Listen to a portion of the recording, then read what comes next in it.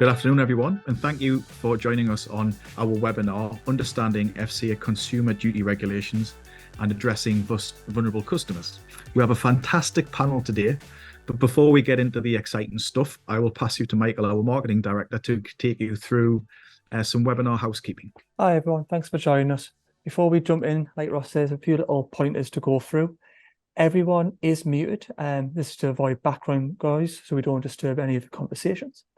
To enabling live captioning, please click the live transcript button at the bottom of your Zoom screen, then click Show Subtitles.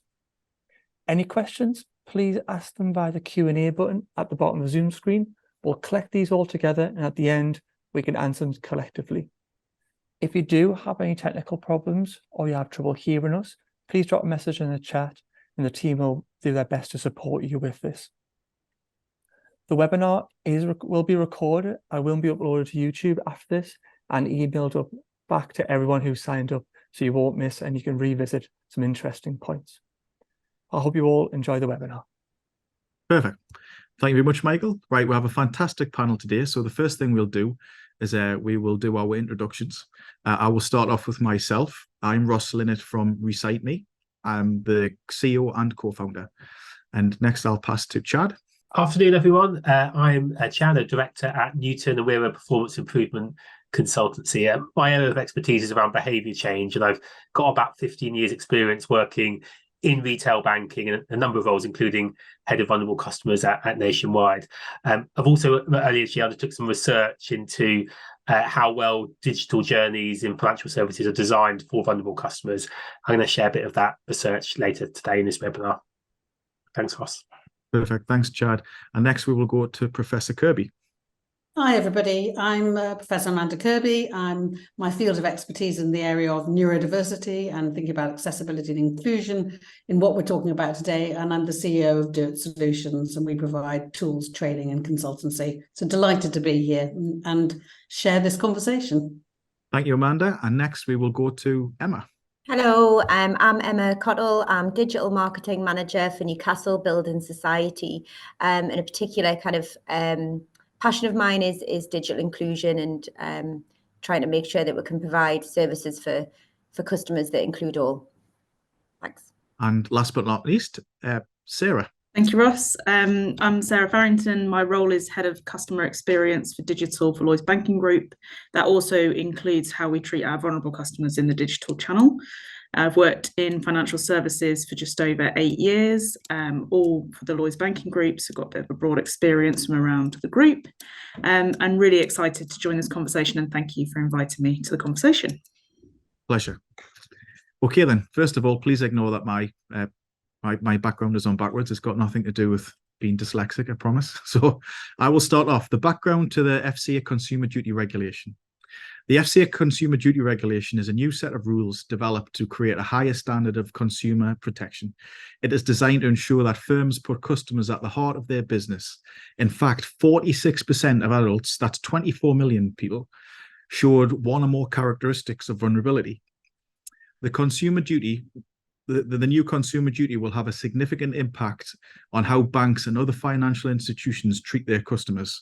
The new regulations require financial firms to prioritize the need of their customers, and they will be required to place more focus on individuals and provide better support and communication throughout every customer journey. Now, digital accessibility and inclusion plays an important role as part of a customer's journey. And organizations need to make sure their websites are inclusive to all visitors, including dyslexia, visual impairments, and English as a second language, which is an area that particularly my organization covers. And this will help engage with products and services. Amanda, I think the first question was around the motivation behind consumer duty.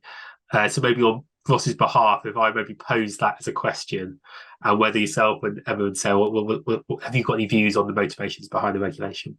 I think I'll just come in there if that's all right. I think the motivation really is to try to break down barriers and make financial services more accessible to everybody. It's notoriously an area that's full of acronyms and jargon and lots of kind of convoluted language, and I think that the purpose of Consumer Duty is to try to make financial services a little bit less daunting and a little bit more reachable to everybody. I think one of the challenges always as well is we don't know who doesn't even start the journey, who's turned away from the journey. So Yeah. I think one of the key things I think about this act is really trying to anticipate when you're planning a journey for customers, there will be vulnerable customers there guaranteed. And how do we start to engage them as early on in that whole process and ensure that we're anticipating that action rather than waiting for people to ask for help. I think that's a fundamental shift in thinking, isn't it, really? Yeah. Yeah, And and so, I'll jump on the end there as well to say not only at the start, but continually as customers have goods or services with broad businesses, it's kind of holding us to account for those actions and reviewing that over time as well, because it's easy to forget a decision that was made 10 years ago might not be suitable for today's environment as well. Yeah, very good point. Yeah, definitely. Just to let you know, guys, I'm back. Good. Hey, Ross. We started facilitating without you. A fantastic time for that. The internet now, the whole building's gone down, by the way, so I'm streaming from my phone. So Oh dear. perfect timing. Okay, so shall I jump to the next question, which was what are some of the best practices you would advise finance organisations to implement compliance with the FCA Consumer Duty regulations? I think one of the first things, if I can jump in, just is to an understanding of the words and terms that we use is really important, you know, to always keep thinking of just because we understand it, we're using it, we're experienced of reading things, as you said, rightly so, I think at the beginning there, that we often use jargon and acronyms and we become so comfortable with them that we forget that people even don't understand those words. And the words can be relatively simple to us because they're in our everyday language.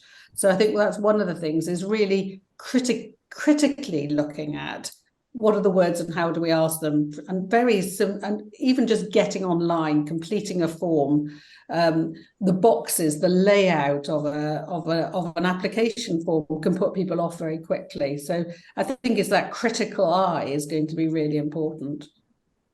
I think as well, you know, going beyond in terms of best practice, try to not getting too bogged down by the Consumer Duty, you know, regulations in terms of like try and go beyond that. So where possible, offering kind of like a more of a tailored support and less sort of vanilla across all customers, like not assuming that they all need the same thing. So it's trying to remove barriers, you know, according to the accessibility needs, I guess, of the people that you're dealing with. So I think a really important thing is it might sound obvious, but I think sometimes we forget is to listen to your customers, and actually the regulations are really important, but actually it's just listening to your customers and finding out what their needs are rather than assuming. I think it's easy to fall into that trap of you know what your customers want, but we always advocate listening as much as we possibly can.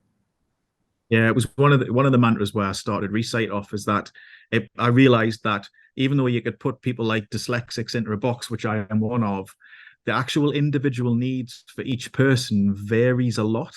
And sometimes you can find somebody who would be registered dyslexic would be on the scale, would be more closer to somebody who's not dyslexic compared to somebody who's severely dyslexic. So it's all about the customization and the individualization for that person. So I completely agree with you there. It's not a tick box exercise to just hit regulations. It's about the customization. So all consumers from a vulnerable area, no matter what that area is, has a customized experience that works right for them. If I can pick up on that about your box thinking, and dyslexia is a really good example. You know, dyslexia is lots of different things: reading, spelling, writing, understanding, working memory, and 25% of people can have ADHD and other things as well. So you can't design a service by labels. And if you think of the million variations across age and your background and your needs and your financial situation, goes back to really what Emma's saying. You've got to be personalised really and listen to your customers' needs, and they'll change over time as well. You can have dyslexia and Parkinson's. You can, you know, you're allowed to have more than one thing. You can have dyslexia and have hearing impairment, you know. So I think that's a really important, when we're thinking about vulnerability, is who is vulnerable really. Yeah. Build on that, Amanda. I know we've worked together in the past, and a lot of our focus has been around like understanding what are those kind of underlying support needs, rather than kind of pigeonholing customers into certain vulnerability types, and being able to then define what those support needs are, and then construct your design thinking around meeting those needs. I think is one of the key things, and I think Consumer Duty helps firms do that. I was just going to say as well, just in terms of like a fresh pair of eyes as well, because like when you're designing these processes or your language, I think it's really important to have an external view of what you're presenting. So I'll talk a little bit about something we've done later, but I think having that fresh pair of like the critical friend, I think is really important to designing any of your processes and anything you're putting in the external domain. Yeah, absolutely. I can sometimes fall into the bracket because of being dyslexic, and when we're designing our products, that I think this is how dyslexics will be challenged. And it isn't enough, because as we said before, everybody is individual and everybody has different needs, even if you're in the same sort of box for vulnerability. So yeah, I completely back that up as well, that, you know, getting external references into your organization for the adjustments is a very, very, very important step. And not assuming that, you know, I think somebody's just put in the chat, they're saying that if you met one person who's dyslexic or on the autism spectrum, you met one person. But I would take it even further. If you've met one person, you've met one person. So we are all uniquely different, you know, and I think that's important that we don't make those assumptions. It's too easy, isn't it? And that's that bit of that critical friend reflecting, going, that's not quite that, that's good, but it doesn't quite fit what I need. You know, it's always worth us all keeping that under thought. I think one of the things I personally noticed was how Ross and I both have dyslexia, but Ross likes a yellow background with black text, but that doesn't do anything for me to make my sort of experience better. I'm more line height. So if I read quickly, I need a ruler or height increased because I'll miss a line. Something as easy as that. But that's just one tiny little example of how one thing is completely different. The ruler is one of our most loved products on the suite, and it took us probably a day to do. And some things took us months to design and develop, and that took us a day. And it's one of the most loved things as a ruler on the hundreds of thousands of times it's used. Yeah, it's crazy. I must add that having a yellow background and black text is not the best for a hangover, but you come from Newcastle. That's an interesting, from an assumption base that people who are dyslexic like beige paper, or they like a certain font. Actually, the discrimination, colour discrimination, that's why you need all of those variations of what you can choose, is a perfect example that actually we can't assume to do this is one thing. It's hugely variable of how we're visualising and seeing things. Absolutely. Absolutely. So I'll move on to the next question. I nearly reflected on the point before, but it fits in better with the next question was, what changes do you hope the introduction of the FCA's Consumer Duty regulations will make to the finance industry as a whole? And this is almost navel gazing in the future. Is what does a good, perfect world look like if these regulations were integrated and done it well and right and correct? What effect would that be for society?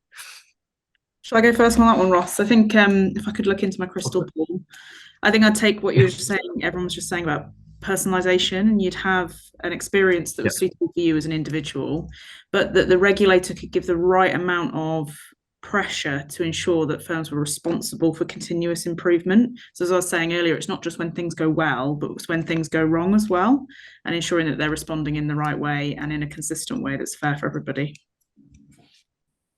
Absolutely. Yeah, absolutely. Yeah, you go ahead, Chad. Sorry, I talk over you, Ross. Yeah, I guess but building what Sarah said, I mean, for me, like it's a really positive, helpful piece of regulation, and I think the focus on customer outcomes means that I think the future is, particularly when we think about vulnerable customers and we think about digital design in particular, I think it takes it away from being quite a compliance-led approach to actually properly thinking about universal design and how do you design better for all customers. So I see it as a really positive piece of regulation that I think helps firms go in that direction. And it fits in with what I normally say about the whole sort of accessibility industry is what is success. And for me, and this is just a personal thing, is when success is when everybody's treated individually. So people like myself that are dyslexic don't have to organize themselves into a group and call themselves dyslexics to get the adjustment that they probably need. Yes. Because it's actually, like my group in particular is actually quite a large group of, it's 10 to 15% of the population. It's in the millions, and it still hasn't been fully, adjusted for. So my kind of panacea is when the financial industry just makes that adjustment for everybody through customization to that individual, no matter what that customization might be. And we are considered just society. Yes. And I kind of repeat what a good friend Mike Adams has said, who runs the Purple campaign, and he's physically disabled. He said, I would love to be able to get to a point where we walk through the park with my wife and kids and somebody doesn't look at me and thinks, oh, there's a disabled man with his wife and his kids. It's just a man. It's just society. And that is true. So I will get off my soapbox now, because that is a little pre. I think a crystal ball is reduce risk and harm, and and ensure greater participation, that anybody who wants to find out and access services can do so in a way that reduces the potential for harm for them as well, that they can engage and use the tools, use the systems, and don't put themselves at risk as well, because they don't understand the consequences. A crystal ball would be greater financial literacy in school. It's taught early. I'd like that, because we need to go upstream really to educate. But I think it's to improve participation would be nice, wouldn't it? Equity of participation. I think what you were saying earlier there, Ross, about not walking in the park and somebody saying, "Oh, there's a disabled man." I think what's really important is for us to all stop thinking of accessibility needs as being in the minority. So it's just 10%. It's just these people. There's just a few people who have adjustments, because actually tools like Recite and so on have so many uses that actually they can be useful for all. Like I use Recite. And I don't see myself as having any particular accessibility need, but I don't know. But I actually really like the ruler function, for example. So yeah, I also love the ruler, Emma. It's my favourite one as well. Hey, the ruler's getting a good mention today. The ruler's ruling, isn't it?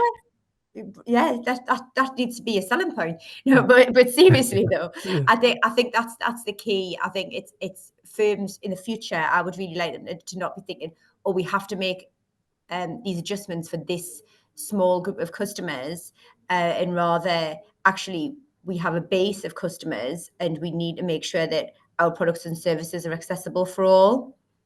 And I think that would be a really good point for firms to get to in the future.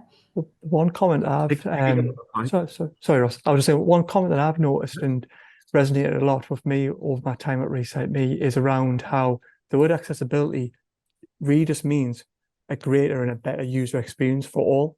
It's a universal term that doesn't just help people who need additional needs. It helps everyone, from the electric toothbrush to Alexa to everything. It just means a better user experience, less friction, less barriers, getting to our end outcome faster and easier for everyone. I think that's what we're all trying to do on the digital world. And choice, isn't it? It's providing choice. Sorry, Ross. Picking up the point that was said earlier is that it's not just a small group. If you take dyslexia, English as a second language, and visual impairments, that's circa 25% of the population. So that's 1 in 4. So there was a great study that was done by a national car rental called the Clickaway Pound, and it found that you've got an 83% chance if you go to a website and you have an access need, such as dyslexia, and the website doesn't meet your access need, you will go elsewhere.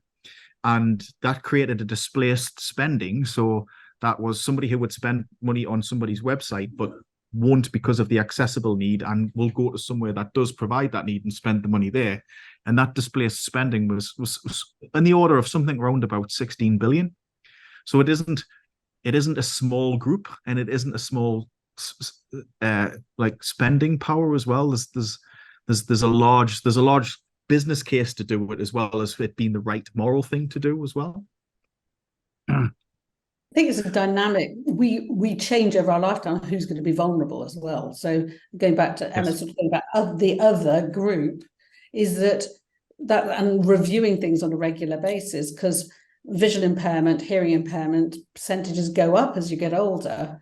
So the fact that you may not need help and support at one stage in your life, actually, this is important for us to all take notice of, because we can become a vulnerable customer relatively easily at different stages of our lives, so that's why that flexibility of choice is going to be really important, because I may need closed captioning today, I may need that ruler to help me read today, but I might need something else tomorrow, and it might change over time.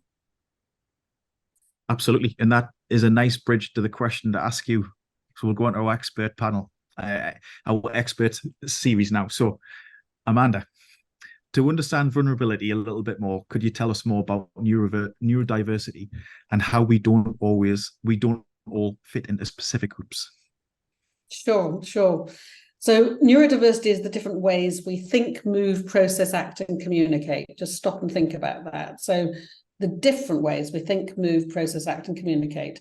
But society, and in this case, we're thinking about service delivery and design, has been set up assuming that we read and we understand, and we've got some basic literacy and basic numeracy, that we can focus and attend, and we've got some digital skills. So we make those assumptions.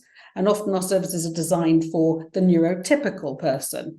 So about 15 to 20% of us are what we consider to be neurodivergent, but I think that it's really important to recognise that our brains change throughout our lives. So as much as somebody might be born with dyslexia or ADHD, autism spectrum disorder or conditions, which that's what people talk about. And in this setting, dyscalculia, particularly difficulties with maths, that's going to have a profound impact on your ability to deal with financial issues and understand what's been happening, like percentages and APR, and understanding that. We're talking about large numbers, but during our lifetime, we can become vulnerable, as I said just a moment ago, that we can need visual impairment or hearing impairment. We can have a difficulty using tools that might make it harder to apply. And that means that we've got to, as I think we were talking about, really think about universal design. So when we're setting up our systems and processes, we can't rely on people to say, I am dyslexic. You Mike and Ross, you both know that you're dyslexic. You've got a label and that describes you. It's sort of, because it's a shorthand to describe lots of differences in the way you both do things differently. But there are many people in society that really don't have a label. They don't have a diagnosis. They don't know. We see lots of women who were not diagnosed, who may be coming through and are anxious, but don't realise it's related to their neurodivergent traits because of the way we understand. And there are many people in society, often who are from socioeconomic groups that haven't had the privilege or access to gaining a diagnosis. So we can't assume somebody's going to tell us. I think that's the important thing. And that's what makes the Consumer Act so important, because it's sort of saying, let's design for everyone, and then we will ensure those with a label, without a label, telling us not needing to, not wanting to be able to access, and recognising the millions and billions of different ways we might diverge in the way we do things with our strengths and our challenges. And people might be very reluctant to share that information, because some people might see that as a stigma or feel shame, because that might be their experience in other parts of their lives. So I think one is we can't assume. Two, lots of people, all of those conditions that we often talk about, like dyslexia, dyspraxia, ADHD, and autism, all overlap Our brains don't know about those compartments. And even if we look at one label, like we've talked about dyslexia, there can be many different forms. Some people have more visual forms of dyslexia, some people have more auditory forms of dyslexia. And just recognizing the uniqueness in each of us means don't put these people get these people. We should just avoid that sentence altogether. These people get this and those people get that. Is designing for all is really, I think, the answer. So I hope that gives you a quick overview of neurodiversity. Doesn't just reflect on my own experiences that I even said to my school teacher, I thought I was dyslexic, and they passed my paper on to a special needs advisor, and she said I wasn't without tests. So I went through most of my life believing I wasn't. And the only reason that I did get diagnosed in the end was it was so clear that I was showing, because I'd done an engineering degree. So I was showing everybody how to do very, very complex formulas, but they were outperforming me by about 15% in the exams. And I was showing them the day before the exam. So it took something very, very, very obvious for somebody like me to get caught. Maybe that's not the right description. So there is so many people out there with an accessibility need Huge. that won't have a specific label to it. And that's where I think the individualization of access is really, really important. And so many of us have spiky profiles. So you might be coming with some strengths in some areas, like you've got, you might be brilliant at maths, but find spelling difficulty or recording or just responding, answering questions. If somebody's answering questions, might need more processing times to do that. So absolutely, we can't make an assumption by a label or a person, really. We need to design it in anticipation. Absolutely. Amanda, we've done a lot of webinars together, and every time I finish, I always learn a lot from yourself. So thank you very much for that. Next, understanding our customers is vitally important, but knowing what they want and hearing directly from them is something we can all learn a lot from. Let's now hear from Chad Rogerson on their research and work with vulnerable customers in digital settings within the financial industry. Thanks, Ross. Yeah, we undertook some really interesting research earlier this year, and we kind of surveyed over 3,000 consumers and also over 550 business leaders in financial services. And I'd say there's kind of three headline sort of themes that came out of that research that very much kind of chime with the discussion so far. So the first theme is that vulnerability is extremely broad. So we actually found that 79% of our sample that we surveyed had a characteristic of vulnerability. So actually even higher than the FCA figure. And we categorize vulnerability in terms of quite broadly in terms of physical vulnerability. So that would be kind of hearing or sight impairments, financial vulnerability, mental vulnerability, which would cover anxiety, depression, for example, and also neuropsychological vulnerability. So anything from degenerative conditions like Alzheimer's through to developmental conditions like autism spectrum disorder. So vulnerability was extremely broad. It's also interesting within that particular stat was from an age demographic perspective, it was actually Generation Z, kind of 18 to 27-year-olds that actually had the highest percentage of vulnerability of all, which is interesting. Second key theme that we found was that of the vulnerable customers that we surveyed who took out a financial product in the last year, 49% of them said that either the product they took out didn't meet their needs or they weren't sure whether it met their needs. And I think when you think of that stat in the context of consumer duty, that's actually quite worrying in terms of being able to ensure the right outcome for the customer.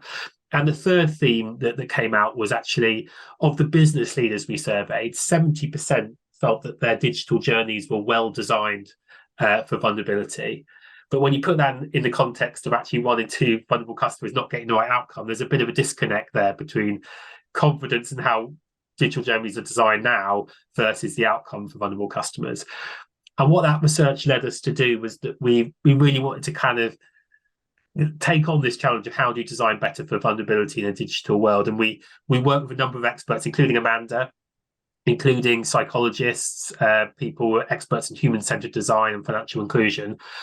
And the kind of the avenue we went down was that the answer to this is really is in psychology. So to understand why different customers might react and behave differently to the same experience and the same journey. And so what is going on inside people's heads from a psychological point of view. And it led us to developing a tool called Nova, which is designed by against a number of psychological frameworks that can be used to assess digital journeys for how well they are designed for vulnerability and pinpoint what some of the solutions might be. But yeah, kind of that's the kind of the work that I've been involved in the last year, and it very much tallies with the interesting conversation we've had in this webinar so far. That is fascinating. I'd love to hear more about that in the future. It's absolutely fascinating. One of the things I love is because I started, and this might chime with a lot of people on this, I started this company in 2010 as a campaigning organization to make sure my experience is not repeated. But the product was developed probably 5 years before that. And to see the groundswell now of just like good quality research, but actually the implementation by organizations and making that adjustment is just it's fantastic. There's still a long way to go, but it's fantastic to see compared to, you know, the feeling of pushing a large rock uphill. Yeah, that was the feeling of campaigning for this 10 years ago. So brilliant. And it's a nice segue to somebody that is doing very, very much for vulnerable customers like myself. They're an organisation very close to us. You probably tell by the accents. I'll now pass over to Emma from Newcastle Building Society on what processes they have put in place to support vulnerable customers. There's no hiding the Geordie accent, is there? Yeah, so just down the road from Recite. Just first of all, Newcastle Building Society, one of our core pillars is to foster diversity, equity and inclusion. So that's a really important part of our business. And so just back to what I was saying earlier, the Consumer Duty regulations really just underpinned what we're already doing as an organisation to make sure that we're, you know, as accessible as possible to our members, future customers, and so on. And we did undertake an external review before Consumer Duty regulations came in, and actually that showed overall we were in pretty good shape. However, you know, there's a number of areas where, you know, we can work on, and also for us, it's continuous improvement. I don't think we're going to get to the stage where we say, oh, we're done now, that's it. We're accessible, everyone. That's not going to happen. You know, it's a continuous journey. We recognise that, and we're always working at it. I would say the biggest thing that we've done is quite simply listen to our customers. So as I started saying before, we do undertake a number of events. We have listening circles where customers can talk to us about, you know, whatever's on their mind, about where we can do better, where we're doing well. We have a digital platform called Connected Communities, which has a panel of our members in there. And we don't just tick a box and go along and say what you think. We involve customers in the design of our communications. For example, we go back to them, and we've got a very vocal and engaged panel, and that's great. We get loads of feedback, and we have lots to work on. And we also go through all of the verbatim feedback that we get from our customers.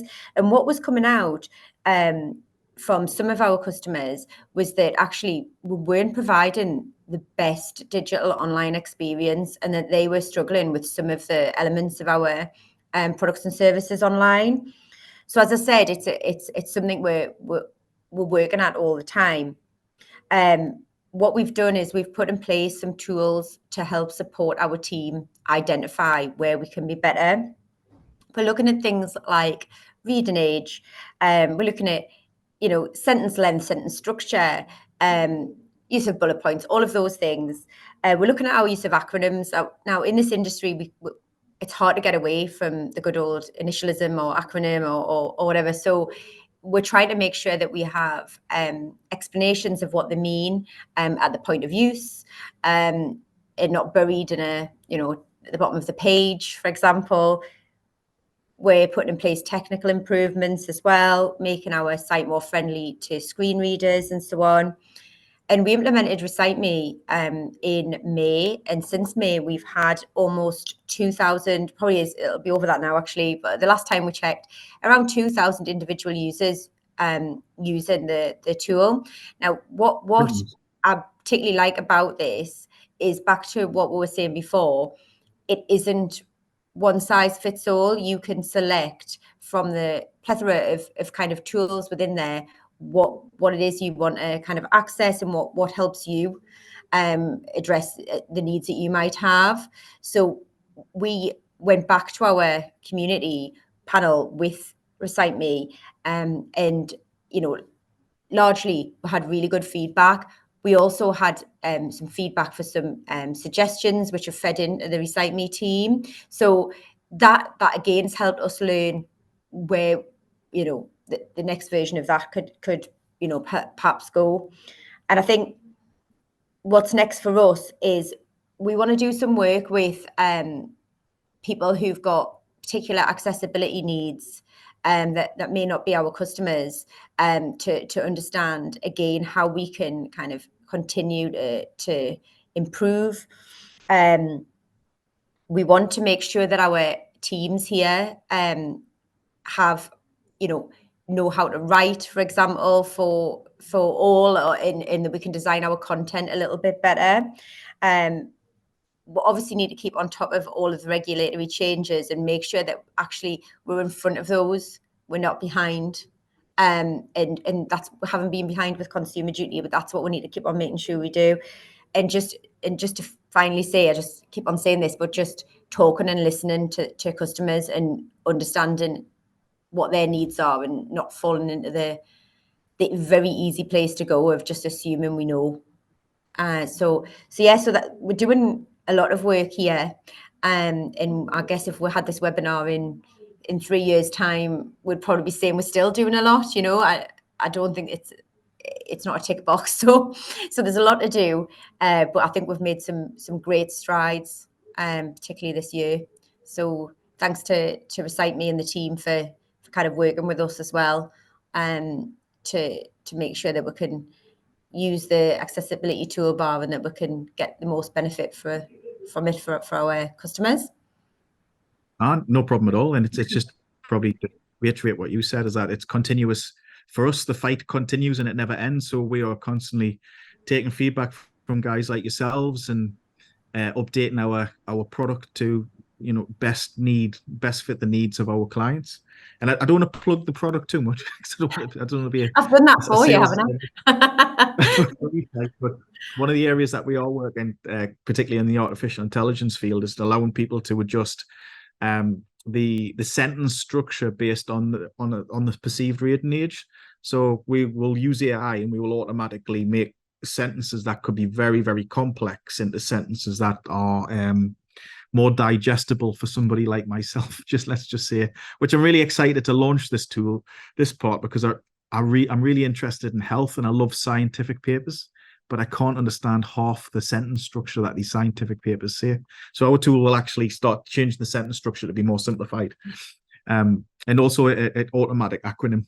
So we will be able to take the context of the website and tell you what an acronym is if somebody hasn't explained it. So, but anyway, we shall move on. Last but definitely not least, we'll pass over to Sarah, who has done some fantastic work in customer experience. And Sarah, if you could just give us a background on what Insight and how Lloyds Banking Group is doing to help people online. Sure. I'd love that acronym tool as well, Ross, just for work would be fab, actually. So you could plug that into my emails, that's great. It's on the list. Just as a little bit of a background then, so my role is to ensure that customers are really highly satisfied when they use our online service. And that's in Lloyds Banking Group, but that includes Lloyds Bank, Halifax, Bank of Scotland and MBNA. They're our core retail brands. And within my area in the Chief Digital Office, we work really closely with the guys that deliver the tech solutions and the customer journeys across. That could be our public website, that could be when you're logged into online banking on a browser or within our app. And I do have a dedicated team for vulnerability, which is fantastic, but that could be satisfaction for vulnerable customers or any other type of customer. We're really obsessed with making that experience fantastic. And I think one of the things that we've done quite well at Lloyds Banking Group is we've got a really quite well-established design process. Amanda, I think you were talking about design earlier. User research is really critical part of that design process, and listening to feedback, measuring performance and outcomes, that all feeds back into the design. And I think with accessibility, we've come quite far in, we have mandatory test pass rates for any new code that goes live. So when we're pushing things live for customers, our testers are making sure that that meets the accessibility criteria. We also, and Michael, you mentioned it earlier, we use an external consultancy called DAC as well, and they check our service. So they double check what we do, which is fantastic because they employ colleagues who have real accessibility needs, and they give us some fantastic feedback on whether things are working or not. And then we just go around and iterate that. And that's kind of our job, really, to measure things, understand them and fix them. So that's great. I wanted to share a couple of examples though, and Ross, you explained earlier that 46% of people in the UK have characteristics of financial vulnerability, and in our customer base that's even higher. It's 52% of our base has financial vulnerability, and financial resilience is actually our biggest cohort, so it's easy to forget that financial resilience is a vulnerability as well. And one of the things that I'm really proud of is the kind of specific cost of living support that we've been able to provide for customers. And one thing I'll draw out, and it's not just in the online space, but in June we joined a cross-industry mortgage charter. And that means that for customers who are struggling to pay their mortgage or need help, they can get access to that help. And I would remind people that if you're struggling to make payments, the best thing to do is talk to your bank, but it's really not the easiest step to make. It's really overwhelming. And Amanda, as you were saying, you layer that on with neurodiversity, struggling to understand words and how they're structured, then that can be really difficult. But if we're proactive in spotting the drivers of that and helping customers be better off for the future, that makes business sense. So Ross, to your point earlier, that's a business case in itself as well, is stopping people getting into difficulty. That's amazing. And moving on to accessibility, so you might have kind of picked up, we use the Recite Me tool as well. Obviously, the rule is my favourite, I'll say that again. But we also launched Signly this year, so that translates our website content into British Sign Language. And it's fantastic that this webinar is also being translated today. For those of you that aren't aware, British Sign Language is actually a completely different language to English. It has a different grammatical structure, and it was only legally recognised as a different language to English in 2022 after a lot of campaigning from the deaf community. When we launched Signly, it was really interesting as we saw an uptick of the number of deaf customers logging their need with us. So what they did is they saw that we were accessible to them, and they came and told us, actually, I need a bit more support with this. And what we think, although we can't prove, is that they were also telling their friends and family about it and getting them to come and bank with us as well. So even better, that's some growth, and we can feel really good about supporting that group of customers. And then finally, just as a reminder, kind of back to vulnerability being a broad concept, I'll call out the fact that we've delivered secure messaging. So again, a lot of people think about vulnerable customers and banking, and they might say, oh, you really need to help them get to a branch and talk to a person. But actually what some customers tell us, especially those who suffer from mental health or anxiety or any different kind of challenges, it can make it really difficult for them to talk to a person. It might be because they are not confident. They might struggle to be understood, for example, where English is a second language or third language or fourth language. And so actually being able to chat in a secure way to an advisor in online space has been, we've had some really positive feedback from that. And of course, it's got constraints as well. So currently we can't translate that service, and we're working really hard to try and make that possible. And Ross, you're probably aware of some of the risk constraints that we have around translation, which is difficult, but we're trying to work through. And then also making sure that while you are using chat, it can be a little bit less human. So we want to be able to proactively spot that customers are vulnerable and make sure that that's managed sensitively there too. And my final point, and maybe we'll get onto this one as well, is if I could ask anyone on the webinar to take one thing away, it'd be to educate yourself about the broad range of vulnerability. So this is just a start on this webinar today. And actually you might find that your colleagues have these types of vulnerabilities. You might have an expert sat next to you that you didn't even know about. And when you start to open up a more kind of diverse and inclusive conversation, you can start to learn a lot more about it and build that into your services as well. Absolutely. When I first started saying I was dyslexic, and the amount of people that said, I haven't been diagnosed with dyslexic, but I think I've got some of the characteristics, and Emma almost said it earlier on as well. So Yeah. that just proves it. One of the things as well I was thinking that I never thought of particularly, and this is where this webinar has educated me, is particularly in domestic violence, one of the controls is financial control, and just thinking the fact that you are doing secure messaging, how it will be helping people with that type of vulnerability, which was a vulnerability I probably was not thinking of before I come on this webinar. Great point. I think fear is a huge thing, though. Fear of engaging and getting it wrong, saying something, failing to complete a form. People who are dyscalculic have something called maths anxiety, which really can stop you engaging. It's a bit like saying a spreadsheet and going, oh, numbers, tax return, don't want to even go there, and you avoid it completely. But if that is in every part of your financial life, you can see that having a chat online can be much easier to ask somebody in that situation than maybe face to face. You might be embarrassed as well. Absolutely. I know that one of the things that probably took me 10 years within this organization to realize is that my lack of confidence where reading was part of the thing that slowed me down. And people with dyscalculia will probably go through the same thing. It'll be a lack of confidence of accessing the numbers, which will probably then stop them from absorbing the numbers, So this has been a fantastic webinar. It's probably one of the favorites I've ever done. So if it's okay with you guys now, we will pass it over to the audience for some questions, and I will pass it over to Michael to facilitate this. Yeah, thank you very much. So if anyone's got any questions, please put them in the Q&A, but we do have one that I'm sure me and Amanda spoke about many a time. Not everyone likes the label vulnerable because it's potentially a negative connotation. And I'm sure when I started in this world, as you're always understanding and growing your knowledge, it was customers in vulnerable circumstances, not vulnerable customers. So I'd like to understand how that changed and when that changed. But yes, is there a different way we could frame this or achieve it in a different description or word, and how? Because the negative connotation can go a long way and put people off as well. So what are people's opinions on that? If I start things off, Mike, I think my perspective, it's more about thinking about support needs and asking customers what those needs would be, and I think people are much more comfortable about talking about that rather than a label of vulnerability. So I wouldn't use the word vulnerability at all, and think very much about support needs. But I'd be really interested to know what some of the other members of the panel think as well.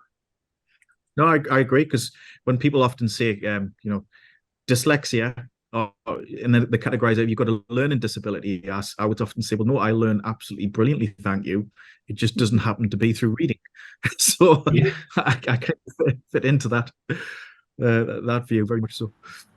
I think it's whether I think it's a really good point about vulnerable customers. I've often thought about it, the same thing myself, and I think many would consider a neurodiversity a superpower. So do you consider yourself to be vulnerable? Do customers consider themselves to be vulnerable? So I think that's something we'll do some research on, and again listen to what customers think as well. But I think it is a good point. And it's trying to understand what customers consider themselves are with accessibility needs. But if you're looking at the percentages, and we've had percentages, 50, 60, 70% of people are vulnerable customers, that means the majority of the population are vulnerable. Well, then that means that you have to turn it on its head, don't you? And talk about equity in provision rather than vulnerability. But I would not want to say to somebody, by the way, I'm vulnerable, because that would make me even more vulnerable. It's a sense of shame to disclose something saying, I need extra support, please help me. It's a really hard thing to do. So actually designing your services to say, all of us can have challenges at some time in our lives means we're not having to come out and say we are feeling vulnerable, and disclose that. And for me, it's a different message to your customer than it is to the organisation. So where I've found real traction is actually talking about vulnerable customers, because everyone has an image of that in their mind that might be an older customer who doesn't want to come online and needs to go to the branch, but actually changing those mindsets and showing that breadth of vulnerability has meant we've been able to deliver more as an organisation. But I'd absolutely take on the feedback that I wouldn't go directly to a customer and say, oh, are you vulnerable? Because that's not the best approach. I totally agree. I think, like you were saying earlier as well, Amanda, people can have different stages in their lives where, you know, things happen, things change, don't they? So it isn't just you're born one way and that's you for the rest of your life. So I think it's taken into consideration that people may be, you know, if we're using that term, vulnerable at different stages or have needs at different stages. Thank you very much. I'm conscious of time. So what we normally do at the end of a Recite Me webinar is we collect the questions and then we provide a sort of a follow-up document, which is with our panelists' information and also questions and answers and some extra information that you can take away and make them next steps. So we'll make sure to answer them in that. Before Ross closes this session, I want to ask our panelists, Sarah, I think you've jumped the gun on this one, but are we able to provide the audience with a quick takeaway that they can hopefully try and implement to be more accessible tomorrow than they were today? Amanda? Thank you. Universal design principles. I think the more we can anticipate the needs of our customers and recognise that they're going to be different and vary over the lifetime, and we design our services and systems with that in mind, the less we need to think about it in a sort of this person, because we're doing it right all the time. We're giving the options. And I think that really makes a difference. Chad? Next, for me, I think it's about taking a really psychological led approach to thinking about your customer and understanding about why customers might react differently to different journeys and different experiences. I think if you take that psychological route, you really then focusing on the customer support needs, which I just mentioned before. And I think if you really think about this customer support needs, then you can create that universal design that Amanda was just talking about. So for me, that's the main thread of the takeaway. Emma?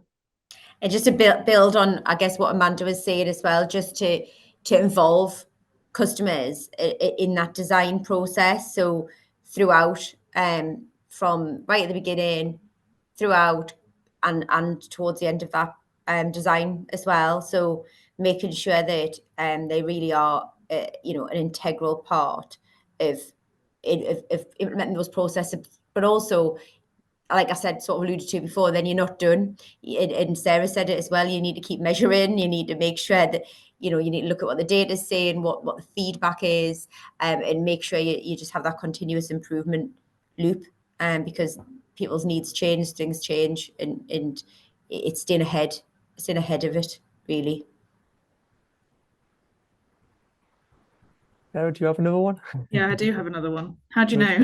No, I think the thing that I've taken away from this actually, and maybe, is that to focus on allowing customers to choose what they want to do and not assume that because someone's in a certain bucket, or even Chad's told you, told you they've got a support need, doesn't mean you need to change their experience for them or assume that you know what they want. So yeah, absolutely kind of trying to move towards that customizable experience where people can choose what they want to do. Thank you. And Ross, to end us. I think my point is that the groups we're talking about isn't just small sections of society, it is society.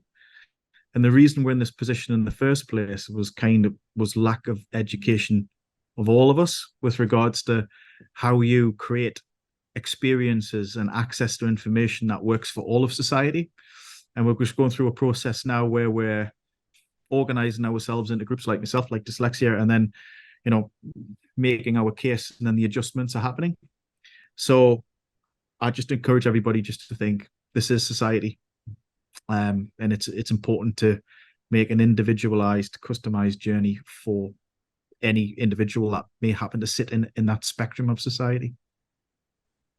Okay, then. Thank you very much. I must say, after being in this industry for 15 years, I have learned so much from this. So I would just like to thank all of our guests. I really appreciate your time today, and I hope you have a fantastic rest of the day.